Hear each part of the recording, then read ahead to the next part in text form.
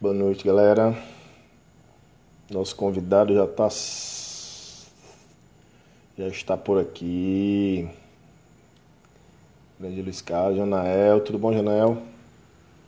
Dá pra me ouvir direitinho aí, cara? Maiara.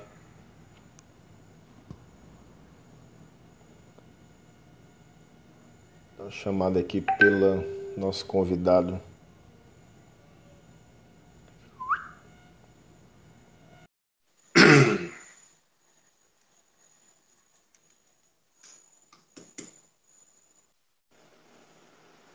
Aqui, deixa eu ajustar aqui, ver se vai dar certo.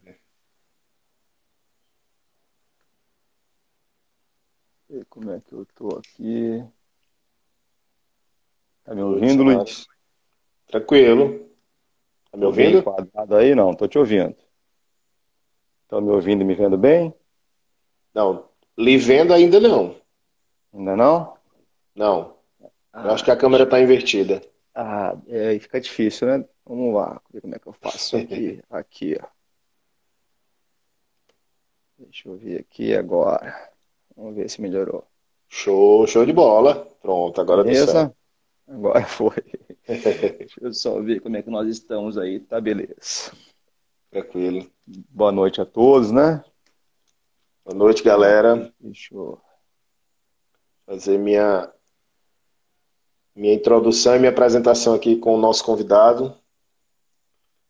O pessoal Por está favor. entrando aí aos poucos. Pode ficar à vontade aí.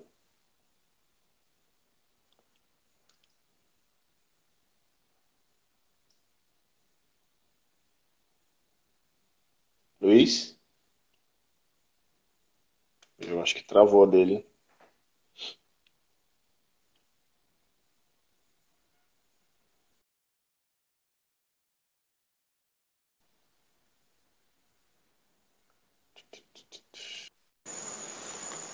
Boa noite, galera. Vocês que estão chegando agora.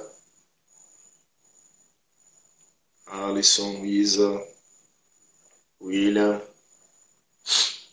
João Vitor. Vou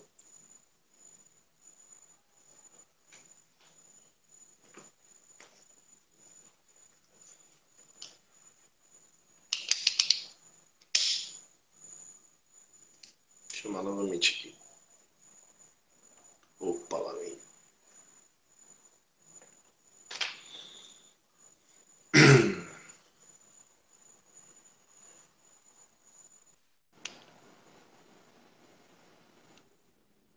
Aí, de volta. Pronto. Aí, problemas técnicos aqui, vamos lá. Aquela velha tecnologia que a gente muitas vezes não está acostumado, né? Deixa eu ver aqui. Maravilha. Agora sim. Vamos lá. Vamos lá. Acho que foi, né? Acho que sim. Tá tranquilo? Tá me Beleza. ouvindo e vendo direitinho? Tô ouvindo e vendo bem. Pronto. Boa noite a todo mundo que está acompanhando a gente aí. Essa é, acredito que seja a nossa uma série de oitavo bate-papo, né? Sobre o voleibol. Nosso convidado de hoje, ele tem uma vasta experiência, um grande currículo, um grande treinador, um grande formador de base. E a gente vai nessa uma hora, viu, Luiz? A gente mais ou menos, a gente tem feito uma hora de Instagram e voltamos, temos feito mais um pouquinho, porque às vezes o bate-papo tá tão bom que às vezes estende e a Tá gente ótimo. não se liga muito na questão do tempo. Sem problema. Mas vamos lá. Galera, nosso convidado de hoje se chama Luiz Carlos Cadillac, mais conhecido como Cadillac, assistente técnico da Seleção Brasileira Sub-21 masculina, auxiliando o nosso grande mestre Magu aí. E nós vamos contar aqui um pouco da história dele no voleibol. Nós vamos conversar um pouco sobre o que a CBV tem feito com as categorias de base, com as seleções brasileiras de base. e o trabalho desenvolvido a nível de Brasil. Vamos ver que com ele a questão do conhecimento, do grande conhecimento que ele já tem, do vasto conhecimento, né? Meu irmão, Cadillac, seja bem-vindo. Obrigado. Eu, em nome do presidente da Federação de Voleibol do Estado do Ceará, Ronald Rocha, venho agradecer aqui mais uma vez a você, como a gente tem conversado, deu uma conversada no WhatsApp. Agradecer essa oportunidade. Tenho conversado com os meninos. A gente tem feito uma série de lives com alguns técnicos e assistentes das seleções brasileiras. E eu costumo dizer a eles que se existe uma coisa boa nessa pandemia, tem sido essa troca de conhecimento, essa aproximação, né? Em termos de da gente buscar conhecimento, da gente entender realmente como o voleibol está sendo desenvolvido, porque a gente aqui no estado do Ceará, a gente tem uma gama enorme de adeptos, de professores, de treinadores, não só no Ceará, mas a nível de Norte e Nordeste. Então, eu acho que a gente consegue atingir um número máximo de pessoas. Eu sei que você tem feito várias lives aí também relacionadas ao voleibol, acompanhei algumas. E eu queria que você contasse um pouco aí da sua história, quem é o Cadillac, né, para todo mundo poder realmente lhe conhecer. E aí, depois que você finalizar, a gente vai desenrolando aí. E aí eu queria que você, até uma curiosidade, explicasse o porquê do nome Cadillac, né? Desse apelido. Fica à vontade, meu Tá, querido. tá certo. Bom, boa noite a todos, né? Obrigado pelo convite aí, Luiz. Obrigado, né, ao presidente da Federação Excelente de Voleibol pelo convite, Ronald Rocha.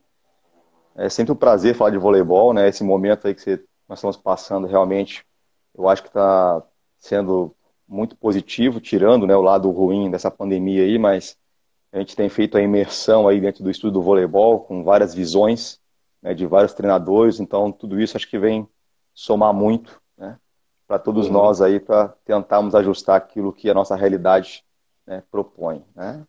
Bom, exato. falar um pouquinho do Cadillac, né, da história do Cadillac. Eu comecei a praticar voleibol aos 13 anos, né, 13 anos, de 13 para 14 anos. Tive uma vivência como atleta, né, até os 18 anos. A partir dos 18 anos ali eu já pensei, né, na época meu professor, meu treinador na época já me orientava, né, para que eu pudesse acompanhar as escolinhas juntamente com ele, né, e eu Uhum, já tinha esse interesse, né, pelo, pelo voleibol de modo geral, né? Não só por jogar, né? Eu sempre fui um atleta que exerceu muito comando dentro de quadra, né? De comunicação, de falar, de se comunicar, né? Então nunca fui um jogador de ficar quieto na quadra, então já tinha ali alguns pressupostos ali para um futuro professor, né? E aí, findando, né, esse período de infanto-juvenil, onde eu já vi que os meus talentos para o esporte já não iriam continuar ascendendo, né, a nível de adulto, eu procurei fazer minha formação, né? Fui fazer educação física. E até esses tempos no bate-papo aqui, até fiz uma recordação, porque no ano de 1998, esse era meu último ano de infanto juvenil, eu já pensava, né, em fazer faculdade de educação física e tinha um curso aqui próximo em Florianópolis, porque a minha formação de atleta foi em Jaraguá do Sul, né, em Santa Catarina. E aí em Florianópolis tinha um curso chamado Meeting, né, do esporte, e eu tinha um curso de voleibol, eu vou lá fazer. E aí eu fui lá fazer, não era nem acadêmico ainda, né? Fui fazer só como ouvinte. E nesse curso, quem era o ministrante era o grande Percy Onk, né? E depois a vida ia acabar cruzando nossos caminhos de novo, né? Nesse momento não tinha pretensão nenhuma, né, de seleção brasileira, quanto mais, né, de ser técnico ainda, eu pensar em fazer educação física para uhum, começar a trabalhar com voleibol, né? Mas não tinha essa pretensão ainda em nível de estado e nacional. Então, comecei em Jaraguá do Sul no ano de 2000, né, fazendo trabalho com escolinhas. E aí, nesse período, eu fui para Blumenau, onde eu estudava na faculdade. Eu fiz uma universidade chamada FURB, onde eu tive minha base como profissional, né. Ali eu pude trabalhar com as escolinhas até a equipe adulta. Então, ali eu digo que foi meu grande laboratório durante 3 anos. Eu pude vivenciar, né, o início do processo, são as escolinhas que começavam por volta de 9, 10, 11 anos, até a equipe adulta. Então, consegui ali em 3 anos, ainda fazendo faculdade, realmente fazia uma relação entre teoria e prática, né? Então ali foi um processo que eu vivi que realmente é algo que eu sinto assim como uma grande base que eu tive para o meu trabalho, para a minha formação como treinador, né?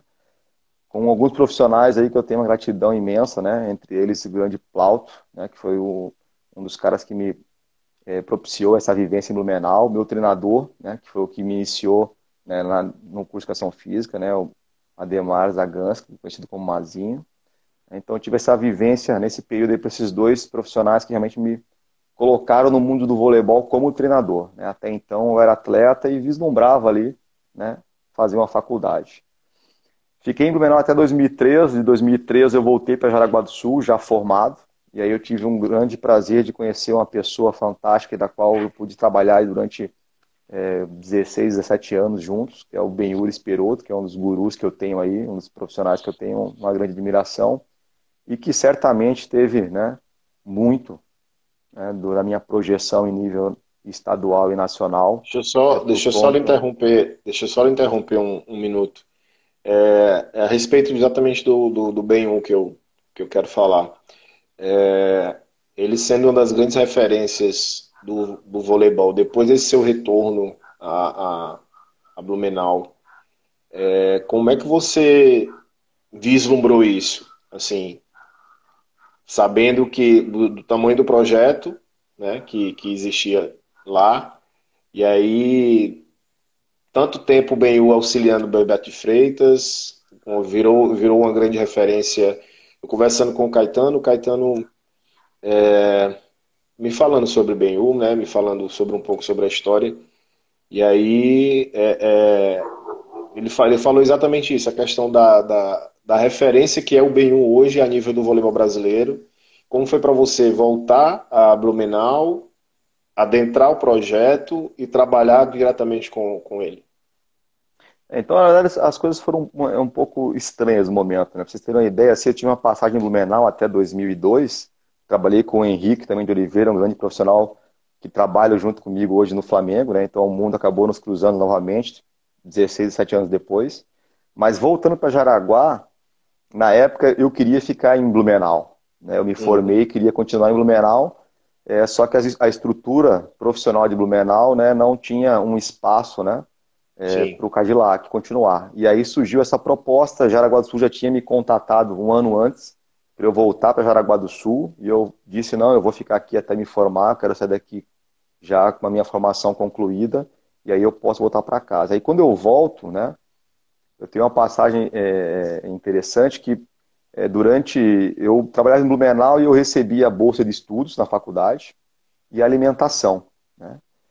E na época eu lembro que eu pedi pro diretor, né, da equipe lá do clube, para que ele me colocasse num apartamento que era tipo o apartamento dos atletas, né, só que era para treinadores. E aí a gente acabou não chegando num consenso, eu falei, então eu vou embora. Eu estava meio pé da vida com a situação já, só queria um espaço para poder me ajustar. E eu fiquei 30 dias em Jaraguá, nesse período que acabei indo embora do Blumenau, no ano de 2002. E nesses 30 dias eu chegando em Jaraguá, eu falei, cara, vou fazer o quê? Vou ficar em casa? Não, eu sei que tem voleibol na cidade, eu vou lá no ginásio ver quem é que é o treinador de vôlei masculino na cidade. E na época o Benhur tinha acabado de instalar o projeto na cidade, né? E aí eu cheguei e apresentei para ele, né, já sabendo, né, da figura que era ele que representava, né, em relação à sua carreira, né, um profissional que trabalhou em nível de Superliga, né, Liga Nacional, trabalhou com Uhum. grandes referências, que é o Beto de Freitas, na Olímpicos. E aí eu fiquei 30 dias com ele ali, eu falei, ô professor, eu posso vir catar bola aqui de tarde para você? E acompanhar os treinos? Ele falou, poder você pode vir, só que eu não tenho nada para te dar. Eu falei, não, eu só quero o espaço para poder acompanhar os treinamentos e poder ocupar as minhas tardes aqui com aquilo que eu quero fazer, que é o voleibol. Eu sei que a gente teve essa passagem durante 30 dias e depois eu acabei voltando para Blumenau, né, o diretor acabou ajustando a minha condição lá de moradia e eu voltei. E quando acabou o ano, tive a proposta de Araguá novamente, aí já conhecendo o Benhur, né, e aqueles 30 dias que a gente passou junto foram suficientes para ele conhecer um pouquinho daquilo que eu queria ser, né, e eu conhecer também um pouco da referência que era esse profissional. A gente começou a trabalhar em 2013, então eu aceitei o convite, né, e eu sabia que eu tinha muito a crescer, né, ao lado dele, né, com a experiência que ele tinha e com a oportunidade que eu teria também de ser técnico, né, de uma Sim. categoria ou de duas categorias na época. E assim começou a nossa caminhada em Jaraguá e perdurou aí até o ano de 2019. É, pegando aqui um pouco dessa sua transição, hoje você é atual técnico do juvenil do Flamengo, é isso? É isso Me mesmo. corrija, me corrija se eu estiver errado. Eu fiquei em Jaraguá de 2003 até 2009, né? Trabalhei com as categorias Mirim e Infantil e a partir de 2017 assumi as equipes Infanto, né? E Infantil masculino. Nesse período aí, por volta de 2006, né? Eu tive a minha primeira convocação para a seleção catarinense, né? Uhum.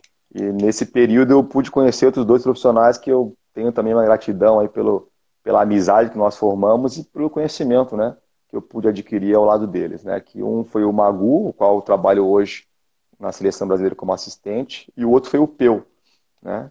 Que é o Pedro Errara, que é técnico do vôlei 1. Então, foi o primeiro ano que eu peguei a seleção catarinense, né? Fui como assistente dos dois. Então, a partir dali, né, até deixar aqui um agradecimento especial também ao presidente da Federação Catarinense, né, o Dante Klaser, que foi um dos profissionais aí que me deram a oportunidade, né, de também crescer e desenvolver, né, em nível nacional. Então, aí eu comecei uma caminhada a partir de 2006, com seleção catarinense também, disputando brasileiros e seleções, e é onde eu comecei a aparecer também no cenário nacional. E a participar, né, de clínicas e de projetos ligados às seleções brasileiras também. E a partir do ano de 2011, 2012, né, a CBV tinha um projeto chamado Técnico de Referência, né, capitaneado aí pelo Rizola, né, onde Uhum. ocorria encontros em Saquarema com treinadores do Brasil todo, né, no masculino e no feminino. E desse projeto, né, eles tinham em mente, né, a capacitação de profissionais e também a observação de profissionais com perfil para vir integrar as seleções brasileiras de base. E na época, quando eu recebi o convite, né, eu até comentei com a minha esposa, né, que é a minha confidente em casa, sempre a gente bate papo sobre esses processos de futuro, eu disse, olha, não é à toa que eles devem estar reunindo, né, esses profissionais em Saquarema, né? Tem algum objetivo além da formação dos profissionais, né, para a instituição, né? Então ali comecei a fazer parte desse processo e na época eles escolheram 4 profissionais no masculino para acompanhar as seleções de base infanto-juvenil que na época estavam disputando a Superliga B, né? E eu e mais 3 profissionais fizeram parte desse processo e no final desse processo surge um projeto novo na CBV, que é o projeto da seleção sub-17, onde o Alegrete, que era o assistente Sim. da equipe infanto-juvenil, passa a ser o treinador da equipe infantil. E com isso abre-se uma oportunidade para um treinador. E nessa época, né, eu já acompanhando o processo de seleções, tive a grata satisfação de ser convidado pelo Percy Onk, que é uma referência, né, juntamente com o Marcos Derbar, Sim. para nós profissionais, né, da nova geração, eu digo dessa forma, né, porque eu sou um treinador muito jovem ainda, com muita caminhada pela frente, né, a vir fazer parte das seleções de base. E na hora eu nem titubeei, disse sim, disse estamos dentro, vamos trabalhar, é o que a gente tem de melhor aí a oferecer, a gente vai fazer. E assim surge, né, a caminhada nossa aí com as seleções brasileiras de base no ano de 2000, finalzinho de 2013 e aí oficialmente iniciando em 2014. Desse processo de 2014 até o atual, né, eu tive a oportunidade de trabalhar com o Percy e com o Marquinhos Lerbar com a seleção, o outro profissional que eu tenho uma gratidão imensa aí pelas contribuições que teve na minha formação como treinador é o Gersinho, né, que era assistente do Percy na época, hoje está em Portugal, né. Depois trabalhei mais 2 anos com o Leozinho, Leonardo Carvalho, né, que hoje Uhum. está no Japão, né, trabalha no Japão também com a equipe adulta, então a gente teve um período de trabalho muito bom também aí com a seleção. Com o Marcelo Zene, né, Klein, que era nosso estatístico e também profissional que eu trabalhei durante vários anos nas seleções catarinenses, né. E agora os últimos dois ciclos, né? No último ciclo e agora começando o segundo ciclo com o Magu, né? E com o grande Aníbal Severo, né? Que é um treinador aí já também com grande caminhada aí no voleibol brasileiro. Então a gente acaba construindo aí muita produção, né, de várias mentes, que eu digo. Né? Eu costumo dizer que como a gente está nesse momento de seleção brasileira, a gente tem a oportunidade ali em Saquarema de conversar sobre o voleibol de uma forma muito imersa, né, de várias mentes diferentes. Então a gente consegue aí tirar um pouco de cada um desses profissionais aí e tentar melhorar a cada dia. Então esse é um pouquinho aí da síntese do voleibol do Cadillac nesse período todo. Né? E atualmente, a convite do Alexandrinho Dantas, que é o supervisor das seleções brasileiras de voleibol masculino, né?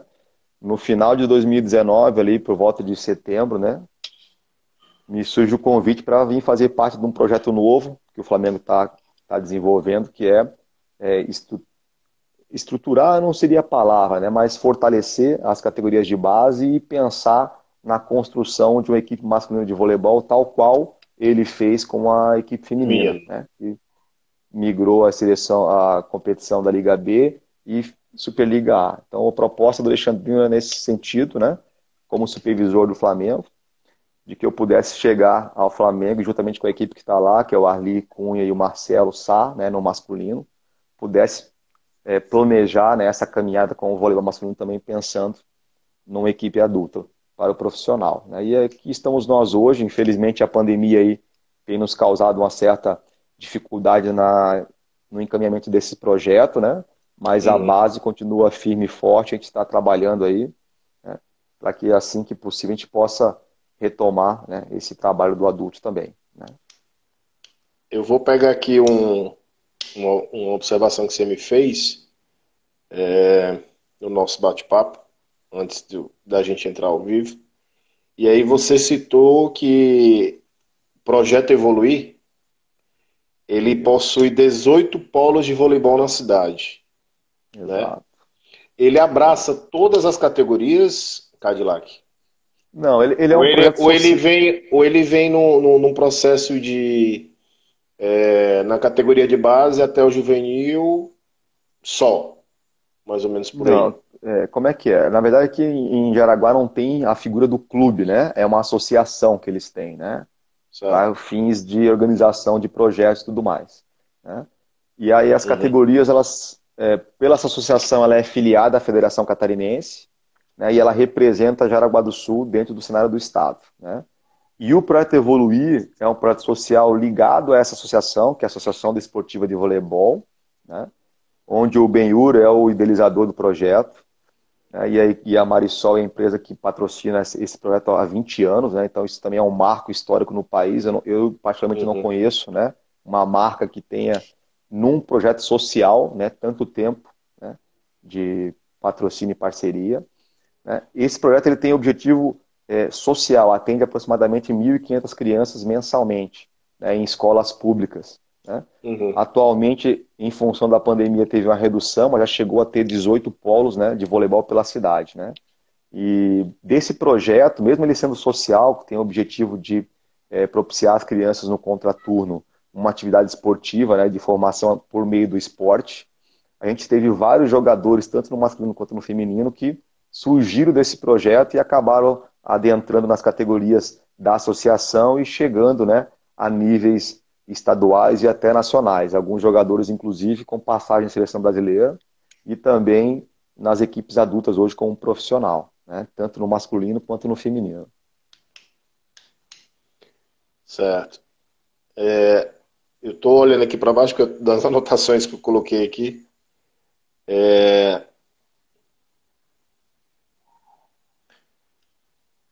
Hoje o Cadillac ele também é instrutor de cursos da CVV. Como é Certo. que houve esse convite? Como é que houve esse pontapé para se chegar a ser para grande massa, para o grande público aí? A CBV ela tem uma academia de treinadores, né? E Perfeito. aí ela, em diversas áreas do país, durante um ano, eles produzem cursos, né, de níveis, nível um, nível 2, nível 3, se não me engano tem até o nível 4. Perfeito. E o Cadillac é um dos instrutores. Se não me engano, o curso geralmente dura uma semana, né, Cadillac, mais ou menos. Isso mesmo, isso Uma mesmo. semana, uma semana e meia, mais ou menos. E aí são algumas horas de teoria, algumas horas de prática, para a gente poder fortalecer cada vez mais essa parte de conhecimento do nosso voleibol. Então, eu queria que você falasse um pouco sobre essa parte dos cursos da CBV.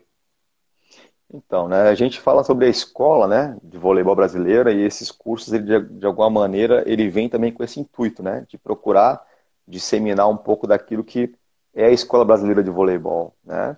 Então, estando na seleção brasileira de base, né, até me sinto privilegiado de poder fazer parte desse grupo, que é um grupo seleto, né, de vários treinadores aí que já tem uma grande caminhada, né, no voleibol Sim, brasileiro, né, de poder contribuir também com essas formações, né, de treinadores, principalmente, né, na questão de trazer para esses treinadores o que a gente está desenvolvendo nas seleções brasileiras de base quanto à formação, né, e as questões de parâmetros, né, atualizados, né, em função de a gente estar o tempo inteiro aí em contato em competições internacionais, né. Então isso é importante que a gente possa estar presente e estar conversando um pouco sobre essas modificações que ocorrem, né? Então, essa aproximação aconteceu primeiramente com o Marquinhos Lerbar, né?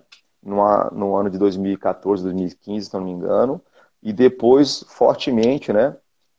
Com uma condição até maior de cursos no período com o Caetano Rocha, né? Que é o coordenador das seleções de base femininas, né? E que também uhum, é instrutor aí de voleibol, né, com grande vivência na área e há muito a contribuir. Então, eu tenho uma gratidão muito grande a esses profissionais, principalmente ao Caetano, né, pela oportunidade que ele me deu de fazer parte com ele em vários cursos, e em alguns momentos, em função até da minha agenda, né, eu não conseguia atender muito, né, as demandas, mas o que a gente conseguiu fazer realmente foi muito gratificante, porque essa troca, principalmente os cursos de nível 2, nível um, né, que é essa introdução ao voleibol, ao nível 3 também a gente teve participação em alguns cursos, né, são importantes, e essa troca com profissionais, quando você vai sentar e vai pensar sobre a tua prática, eu acho que esse momento de reflexão, quando você vai passar para alguém, né, algo que você está desenvolvendo, acho que esse momento é o momento que cada treinador consegue,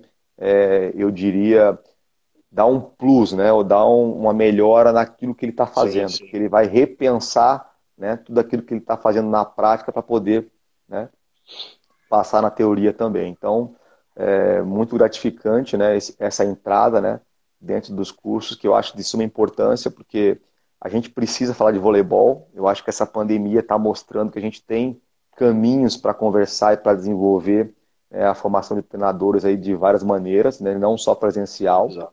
né, porque é, eu digo assim que não há verdade absoluta no processo, né? A gente está discutindo, o voleibol de várias vertentes e cada um vai pegar dentro da sua realidade aquilo que ele consegue encaixar e desenvolver, né? Ou propiciar o desenvolvimento do atleta da melhor maneira possível. Isso falando da base, né? Falando da Uhum. formação do atleta. E do adulto, né, aí você já entra com perspectivas e filosofias de trabalho, né? Dentro das vertentes que nós temos hoje no voleibol mundial, né? Aí cada profissional vai buscar aquilo que acredita dentro das filosofias de trabalho. Mas da formação, acho que é importante a escola de treinador para a gente poder, de alguma maneira, eu não vou dizer que nivelar, né? Porque isso eu acho muito difícil falando de Brasil pelas questões continentais, né? Que a gente tem aqui, né? É um território muito grande para se abranger, né? Então essa questão de nivelar todos, eu acho muito difícil. Mas de alguma maneira você conseguir levar, né, os parâmetros, né, os conceitos, né, para todos os lugares do país por meio desses cursos, eu acho fundamental, porque vai motivar os profissionais e vai estimular cada um, né, a buscar o seu desenvolvimento também. Como é que você vê dentro desses cursos que você tem tido a oportunidade de ministrar a nível de Brasil? Como é que você vê nessas cidades que você passou a questão do desenvolvimento do voleibol? Justamente pela questão, né, de continental e as diversidades, né, que a gente encontra em cada lugar, né? Eu citei há pouco que aqui em Jaraguá do Sul não tem essa figura do clube, né? Então, em Santa Catarina, essa figura do clube ela não é forte. Eu sei que na região do Norte e Nordeste, a figura da escola é muito forte na formação, então o professor está na escola, né? Então, você Verdade. pode até me corrigir Certo, se eu estiver certo, certo. falando Isso. alguma, alguma condição controversa, né? Então, Uhum. cada realidade, né, por região, tem as suas dificuldades e as suas facilidades, né? Seja a questão cultural, seja a questão dos clubes, seja a questão da biotipologia dos atletas, né? Seja a questão da dificuldade de logística, né, em cada lugar, ou do próprio apoio, né, da iniciativa pública em relação às cidades e ao desenvolvimento do esporte em cada cidade, né? Então, a gente vê que pelos lugares que a gente passa, os profissionais têm muita vontade de desenvolver os trabalhos, né? E muitas vezes há algumas barreiras em relação à questão estrutural, de apoio, logística, né? Exato, Pelas exato. distâncias que muitas vezes, né, cada lugar tem, né, em relação aos grandes centros e à região do interior, né? Então eu tive com o Caetano no momento na Bahia, né, fazendo um curso, e você vê que os profissionais estão todos lá imbuídos de buscar o estudo, de se capacitar, de melhorar, e a grande dificuldade que eles relatam para nós, ou que relataram, é essa dificuldade da logística, né, do incentivo, muitas vezes, do poder público, né, em criar espaços esportivos, em propiciar competições, né, para que esses profissionais possam levar as crianças, possam desenvolver elas através, né, do treinamento e da competição. Então, isso eu vejo que é uma demanda aí que a gente tem em nível de Brasil aí por várias regiões, como eu falei, cada um com as suas dificuldades, né? É, Cadillac, você chegou na seleção brasileira com uma geração de treinadores super. Na verdade, não tem nem significado, né? Com Percy, com Lebar. Hoje, eu posso até dizer assim: você chegou com uma geração mais experiente, né? E hoje você se encontra com uma geração mais nova, né? Como é que você vê essa. Não, não, não é comparando a questão de épocas, mas como é que você vê o voleibol desenvolvido dentro do processo de quando você entrou para esse processo de agora? Como é que você vê a evolução desse voleibol? Bom, A nível de seleção brasileira, que eu falo, entendeu? sim, sim, entendi, entendi. Duas situações bem distintas, né? Primeiro que Percy e Marquinhos Lebay foram pioneiros no processo, né?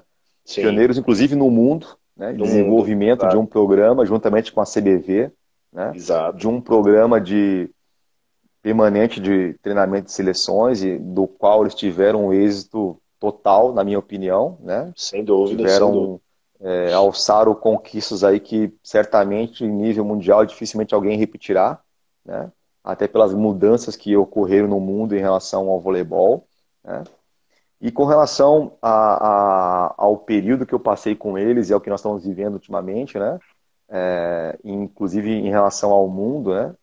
Quando eu falo de equipes permanentes, a gente tinha um modelo, né, de preparação de seleções, no qual a gente conseguia ter um período de treinamento grande também, né?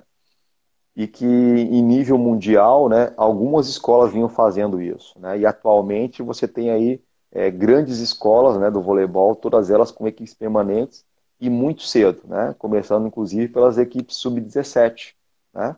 Da qual a gente conseguiu fazer um programa no ano de 2016, se eu não me engano, né? Mas a gente não deu continuidade, né? Então, Uhum. esse processo que eu vejo, né, até por questões também muito óbvias, né, questões financeiras, né, que a gente vem atravessando nos últimos anos Sim. aí, em nível nacional, em nível de confederação também, a gente não tem conseguido, né, vivenciar intercâmbios internacionais dos quais nós tínhamos antes, né? Então, as gerações elas sempre tinham um trabalho de intercâmbio internacional com as seleções europeias, tanto no ano do Sul-Americano quanto no ano do Mundial. Então, esses intercâmbios eles acabaram se reduzindo, né? E em alguns momentos a gente até não teve esse processo, então a gente acabou buscando outras maneiras que a gente tem que buscar realmente para poder fazer o nosso atleta ter essa vivência, né? E eu lembro Sim. muito bem que a gente conversou uma época, esses bate-papos de Saquarema, né? Com o Rubinho, e ele nos relatando, né? Sobre o gap que o atleta brasileiro tinha, né? Mesmo com essa condição anterior, né, de fazer os intercâmbios, ainda assim a gente tinha um gap entre o juvenil e o adulto em relação às experiências internacionais. E aí Uhum. foi onde surgiu o programa da Seleção B, no qual o Rubinho, durante muito tempo, capitaneou esse projeto, né, junto com o Bernardo na seleção principal, né, justamente para poder fazer com que esse atleta tivesse uma vivência maior. E a preocupação nossa em relação à formação de base, pensando em seleção infanto, que é a primeira, né, que é a porta de entrada, né, é justamente essa, né, é poder continuar o processo de formação, identificar, né, quais são os principais atletas, né, atualmente, né, à disposição da seleção brasileira, porque por se tratar de uma equipe de entrada, né, como é a Infanto, a gente sabe que esse processo ele muda muito rápido. Então, muitas vezes a gente observa um jogador em janeiro de 2019, por exemplo, e em janeiro de 2020 você já tem outros jogadores no mesmo nível, até melhor que esse jogador, né? Então, por isso é importante esse processo continuado, né, de observação que a gente vem fazendo, o que já se vinha fazendo ao longo do tempo, né? Mas a principal diferença que eu vejo hoje, né, em relação ao mundo, e mesmo assim a gente consegue chegar no Mundial numa condição de jogo de igualdade, né, é a questão das vivências, né, de jogo, né? Isso eu acho que é uma grande diferença que a gente tem hoje em relação às seleções brasileiras do passado, né? É esse nível de jogo, principalmente internacional, esse intercâmbio, né? Para que o atleta possa se sentir mais à vontade na hora de tomar as decisões, né? Porque ele já Uhum. passou por isso, né, em vários momentos. Mas a gente vem buscando aí soluções, né, junto com a CBV, junto com a Júlia, que é a nossa gerente das seleções de base, junto com o Alexandrinho Dantas, que é o nosso supervisor, para poder suprir, né, essa dificuldade que a gente sabe que a questão financeira atualmente aí vai ser um problema para todos, né, não só para o Brasil. Qual a escola mais difícil de lidar em mundiais? Escola Escola mais asiática, difícil. escola europeia, escola americana, escola italiana?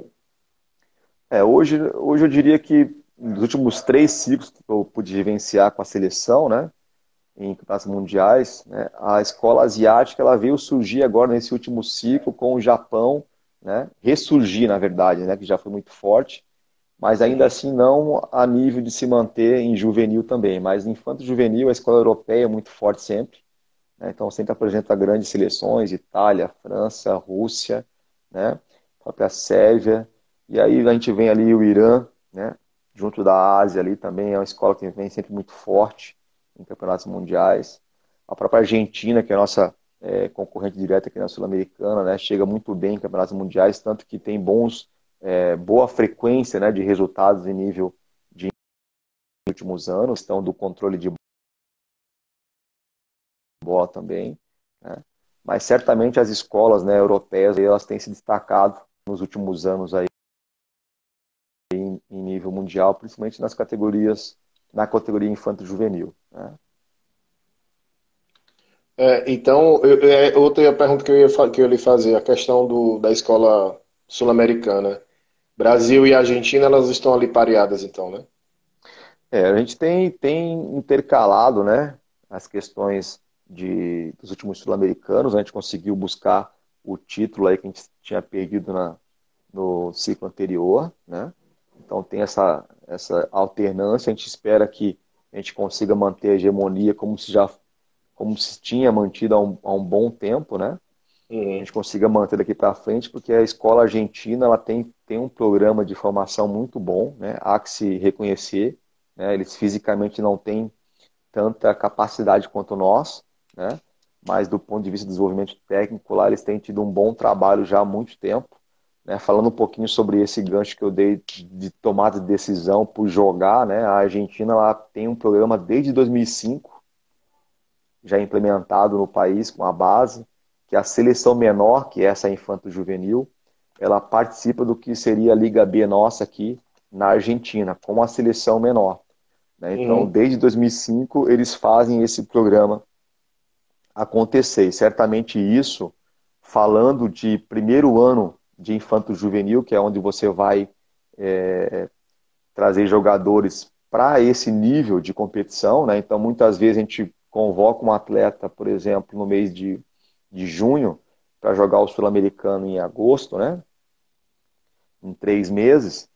E esse tempo, muitas vezes, a gente consegue desenvolver o atleta fisicamente, tecnicamente, mas do ponto de vista de maturidade, de tomada de decisão, esse tempo não é um tempo hábil, né, para torná-lo decisivo, né? E muitas vezes, nesse ponto aí, o jogador argentino, por ter uma vivência mais cedo, né? Por exemplo, eles já estão com um grupo formado desde dezembro do ano passado, né? Dessa turma que já vai que jogaria, né, o Sul-Americano nesse ano, né?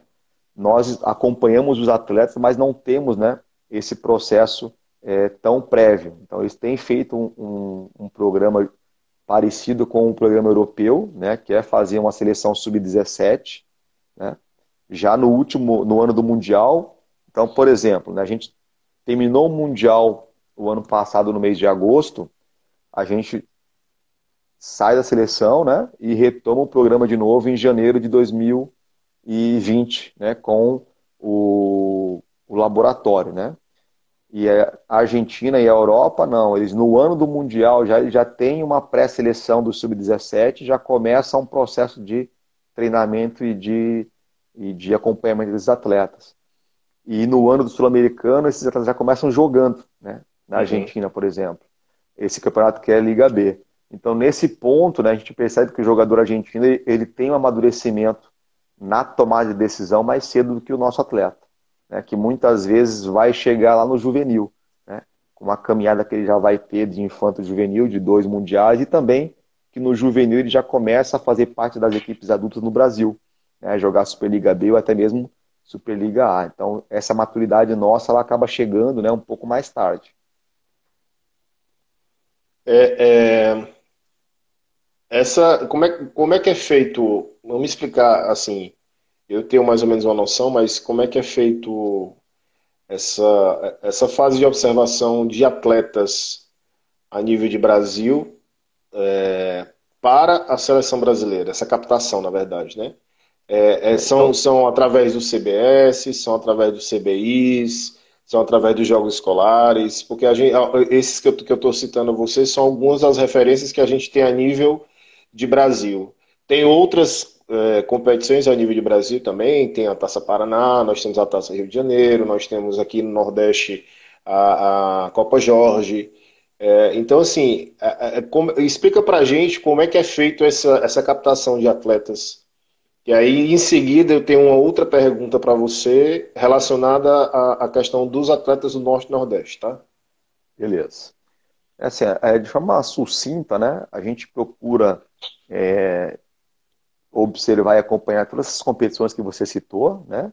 São as competições de nível nacional, onde nós temos aí os jogos escolares, o CBS, né? E os CBIs. Então, todas essas competições têm acompanhamento de algum profissional da comissão técnica, né? Um preparador físico e um observador da área técnica, né? Para fazer a coleta desses dados dos atletas e observação em loco, né? Uhum. Além de fazer acompanhamento da Taça Paraná e dessas copas que você citou. Temos também a relação direta, né, com os treinadores do Brasil, então isso é até algo importante que a gente tem que deixar claro aqui, que os canais, né, de comunicação com o Cadillac, com o Magu, né, com a Seleção Brasileira Infanta, elas estão abertas o tempo inteiro. Então, qualquer treinador que Sim. trabalha com atleta, né, da categoria infanto-juvenil tem essa relação direta. Então, às vezes a gente conversa com treinadores, tem indicações de treinadores, né, ou por vídeo ou por áudio, né, a gente vai compilando essas informações ao longo do período de um ano, né, um ano e meio. Por exemplo, a gente fez o laboratório em 2019 com a seleção que ia para o Mundial, né? Uma semana, e a outra semana já foi com jogadores que vieram dessa observação, né? E a partir daí a gente começa a acompanhar eles também com os treinadores e nos clubes também, né? Para poder, de alguma maneira, fazer com que todos esses jogadores tenham uma vivência de observação, antes de a gente tomar uma decisão que geralmente ocorre pela questão do calendário após o CBS, né? Que geralmente o CBS é uma das últimas competições antes da convocação no calendário esportivo, né? Dentre das informações que eu conversei com o Wilmer, com o Ayrton, né? Eles citaram, eu quero, uma curiosidade até minha também. O processo de treinamento é dividido, são iguais para o masculino e feminino no que diz respeito aos blocos, né? Tem a Sim, convocação geral, né? Tem a convocação geral com o número X de atletas, isso. depois passa pelo primeiro bloco. O processo é o mesmo? É o mesmo, é o mesmo. O processo é o mesmo, né? O que pode mudar muitas vezes é o local, né? Ou o Uhum. período de folga, mas o processo ele é padrão, né? São 20 atletas, né? Geralmente a Sim, gente sim. faz essa convocação de 20 atletas, treinamento durante 2 semanas, né? E um intervalo de 3 dias para a ida para casa e o retorno para os blocos subsequentes, né? E geralmente dentro de 3 meses é o período que a gente tem de treinamento com a competição, né? Então esse é um Uhum. formato, né, que hoje agrega a categoria de base infanto-juvenil, né, e juvenil, né? Tá, hoje a gente sabe que nesse atual grupo que, que está com você na seleção, né, e com o Magu, a gente tem alguns, na verdade, passaram por vocês nessa geração atual, alguns atletas do Norte-Nordeste, né? Atleta da Bahia, atleta do Pará, atleta do Rio Grande do Norte, de Sergipe. Como é que você vê essa nova geração que vem surgindo para o nosso voleibol, em termos de biotipo, em termos de conhecimento técnico, entendimento técnico? Porque foi até interessante uma pergunta que eu fiz para o Ayrton a respeito de como o atleta do Norte-Nordeste chega até ele através do entendimento tático, né? Porque a gente sabe que, querendo ou não, alguns profissionais eles não têm aquele conhecimento pleno, completo, né? Que geralmente se é para ter. E aí, às vezes, o atleta chega até a seleção brasileira e não tem tanto aquele entendimento tático, né? E aí, como é que dentre essa geração atual desses estados que eu citei agora há pouco para você, o Nordeste ele é um celeiro, assim como o Sul-Sudeste, entendeu? Porque é até mesmo para a gente deixar isso claro, porque a gente se fala muito, o Nordeste não tem tanta oportunidade quanto o Sul-Sudeste. Isso, aquilo, mas você como vivencia isso praticamente todo dia, você vê atualmente, e desses ciclos que você passou, nesses dois ciclos, né, com a geração passada de treinadores e essa geração agora, você vê que realmente o Nordeste ele está conseguindo alcançar ter um alcance melhor a nível de seleção brasileira? Eu acredito que sim, né, Luiz? Eu vejo assim, pelo que eu tenho acompanhado, inclusive com as gerações, né, que passaram por nós e as que estão vindo também pela frente, né? O Norte e o Nordeste têm contribuído tanto quanto os demais estados, né? Hum. Justa, obviamente com as suas dificuldades, né? Assim como cada região tem a sua, né? Você tocou num tema que é a questão tática, né? Eu até diria que muitas vezes até os treinadores eles têm esse conhecimento, mas em função da realidade que eles vivem, né? Da Sim, escola, né? sim. De jogar as competições, eles não conseguem, né? Um tempo para desenvolver essa parte em função da sua equipe, do seu trabalho, da sua escola, né? Exato, Mas exato. eu vejo esses atletas chegando na seleção de base, né, com condições de contribuir. A dificuldade que eu tenho observado, talvez, né, nessas situações, são as questões dos jogos mesmo, né, que não é um problema só do Norte e Nordeste, né, é a questão nacional mesmo. A tal da Acre- rodagem, né? Exatamente. Acredito eu que até a questão do CBI, ela veio melhorar um pouco esse processo, mas por ser uma competição ainda fechada, né, que não Uhum. abrange todo o país realmente, né, está contribuindo, mas ainda não da forma como poderia ser, né? Que seria realmente nível nacional. Mas já é uma ajuda para nós, é muito grande, porque é mais uma competição para esse atleta poder é, se colocar ali em desenvolvimento, né? Porque é ali no jogo que ele vai tomar decisão, é ali que ele vai avaliar aquilo que ele vem desenvolvendo no clube ou na escola durante a temporada, né? Mas eu diria que o Norte e o Nordeste têm contribuído nos últimos anos, inclusive na geração que está vindo agora aí, com jogadores que têm condições, né, de ascender não só em nível de seleção, mas também em nível de adulto, né, de chegar ao profissional. Né. Registrar só a presença aqui, Cadillac, de duas figuraças aqui que realmente estão aparecendo. Nosso grande Caetano Rocha, tá? E o Um abraço para meu querido. nosso saudoso Vigílio Pires aí também. Grande abraço, Vigílio. Satisfação em tê-los conosco aí, né? Realmente duas figuras do voleibol, né? Diria brasileiro, né? Que Sem dúvida, contribuem sem dúvida. muito aí, né? Para a formação, para o desenvolvimento do atleta e dos treinadores de modo geral, né? Com Sempre certeza. com a paixão, você percebe que é um trabalho desenvolvido com paixão que realmente faz a diferença. Então, um grande abraço, Caetano, é um amigo que o voleibol me presenteou aí. Tenho uma enorme gratidão aí, Vigílio, também pelo trabalho que desenvolve aí à frente do voleibol já há muito tempo. Parabenizar até o Vigílio pela condução ontem da live da CBV com os treinadores. E foi brilhante, realmente. Vamos trazer aqui agora o Cadillac para o treinador da base do Flamengo, tá? Certo. E também o Cadillac professor do projeto Evoluir. não evoluir, desculpa. Isso, sem problema.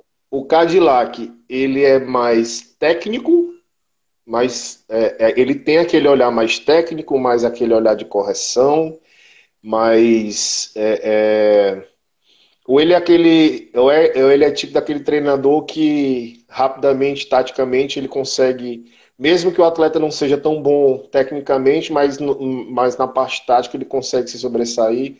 Qual dos dois perfis o Cadillac se encaixa? Eu diria que a minha passagem, né, na minha formação inicial, como foi no feminino, né, e isso com certeza há uma diferenciação muito grande, né? Quem passa pela formação no feminino, o desenvolvimento técnico é muito grande, é muito maior do que o masculino, até em função do próprio jogo, né, onde as Sem garotas dúvida. precisam desenvolver a questão técnica para fazer o jogo, e muitas vezes os garotos, pelas questões físicas, conseguem fazer o jogo, mesmo com uma técnica ainda rudimentar, né? Eu Uhum. diria que durante boa parte da minha atuação como profissional, eu sempre fui muito técnico, né? E eu sempre fui muito detalhista, né? Continuo sendo, né? Só que hoje procuro, né, desenvolver muito esse lado da questão tática também. Eu gosto muito de estudar, né, de preparar essa questão de estratégia de jogo, né? Mas tudo isso muito pautado naquilo que os atletas conseguiram desenvolver, né? Então eu gosto dessa relação técnico-tática, né? Então sou um treinador, me considero um treinador, né, detalhista, né? Gosto que o atleta observe, né, cada detalhe do desenvolvimento técnico dele, principalmente falando de base, de formação, Uhum. mas atualmente eu tenho desenvolvido muito esse lado da questão tática, né, de usar muito esse conhecimento do que o atleta tem de capacidade técnica para desenvolver estratégias, né, dentro da condição de jogo a cada adversário. Então gosto muito dessa relação. A gente tem algumas perguntas aqui. Vamos entrar agora em algumas perguntas que eu solicitei a alguns treinadores aqui de Fortaleza, do estado. Caetano não deixou nenhuma aí não, né? Nenhuma Não, surpresinha do Caetano aí, não. não, na verdade, as informações até esse momento que a gente tem conversado, o Caetano ele me repassou tudo isso e na verdade Legal. ele até fez algumas perguntas, mas eu consegui fazer com que elas tivessem já dentro do processo aí todinho. Tá? Olha, Maravilha. temos um recado aí de uma mãe de um atleta sua, ajudou no desenvolvimento da minha filha no Mirim do Flamengo.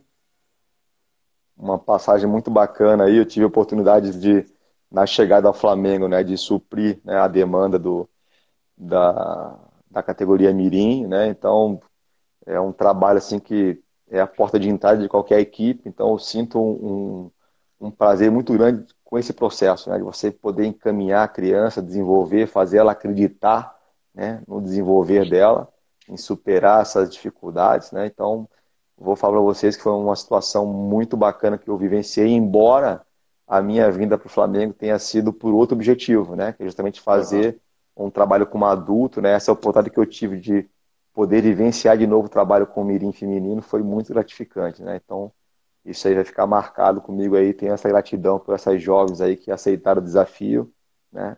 E conseguiram superar aí, né, as dificuldades.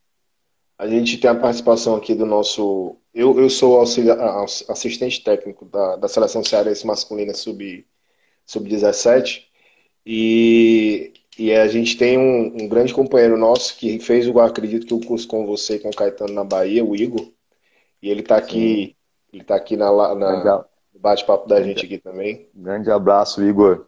Vamos seguir firmes e fortes aí, né? Ó, uma das perguntas aqui, Cadillac, é do nosso grande companheiro, tem um grande projeto na cidade de Beberibe, aqui no estado do Ceará, que é o Jonathan, tá certo? E ele pergunta assim: como funciona o acompanhamento, como tem sido feito o acompanhamento dos atletas nesse período? Bom, a gente fez um laboratório no mês de janeiro, né, de 2019, com 20 atletas, né? E Uhum, aí, em janeiro desse ano, a gente fez de novo com 40 atletas, né? Então, esses atletas, a gente tem aproximadamente 60 atletas que foram observados, né? Dentro desse programa que a gente faz de indicação de atletas ou de observação dos campeonatos. Então, a gente tem contato direto com os treinadores, né?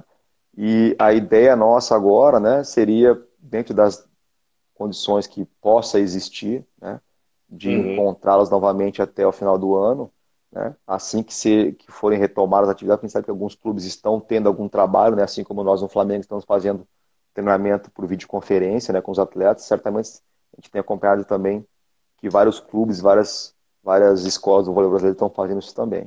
Então, assim que retomar as atividades de campeonatos, a gente vai voltar a acompanhar esses atletas também. A gente tem uma relação de jovens e treinadores que a gente bate papo, né, para saber como é que estão, se estão treinando, se não estão, como é que está o processo. Mas em função, né, dessa condição atual, a gente sabe que a grande maioria está tentando fazer alguns trabalhos técnicos em casa, né, alguns trabalhos físicos, mas ainda não tem ninguém, né, participando de alguma atividade coletiva, né? Então a gente tem só conversado com a CT, né, em estratégia do que fazer diante do cenário que vai ser propiciado daqui para frente, né, até o término do ano. sem dúvida. É, tanto no Flamengo hoje quanto na seleção brasileira, a função do estatístico ela existe nas duas situações? Existe, né? No Flamengo, a questão da estatística ela é feita pelo treinador, né? Eu, como tenho tido a oportunidade de desenvolver esse aprendizado também na seleção brasileira, junto com grandes profissionais que a gente teve a oportunidade de trabalhar, né? O Marcelo Zene, Kakaroto, o Denis, que é o estatístico do pré-clube adulto feminino. Então, a gente pôde aprender um pouco de como utilizar tanto o data vôlei, né, como planilhas, né, de Uhum. Excel mesmo, para poder você coletar informações, né, tanto nossas, né, quanto do adversário. Então, no Flamengo, falando em categoria de base, né, a gente faz esse trabalho, né? Na seleção brasileira existe o profissional que é responsável por esse processo, né? Então, o Denis, que era o nosso estatístico, né, foi o nosso estatístico nesse ciclo, né, de 2 anos sul-americano do Mundial do ano passado, né? Ele nos acompanhou durante esse período, né? Então, na seleção brasileira existe essa figura, e no Flamengo, no adulto também existe, né? No feminino estava tendo o estatístico também, mas o masculino ainda quem estava fazendo era a pessoa do Cadillac, né? Filma, digita e vamos à luta. Como é que você Como era, vê? como era a base, né? Exato, exatamente. Como é que você vê, Cadillac, a questão hoje das posições a nível de Brasil, né? Como é que você vê hoje um ponteiro passador chegando para você? Como é que você vê hoje um meio de rede? Eu tenho observado em algumas lives que eu tenho assistido, onde eles são categóricos em dizer que, devido à questão do pouco tempo que se tem de treinamento na seleção brasileira, né, seria o ideal que o atleta já chegasse meio que sabendo de tudo para se poder suprir algumas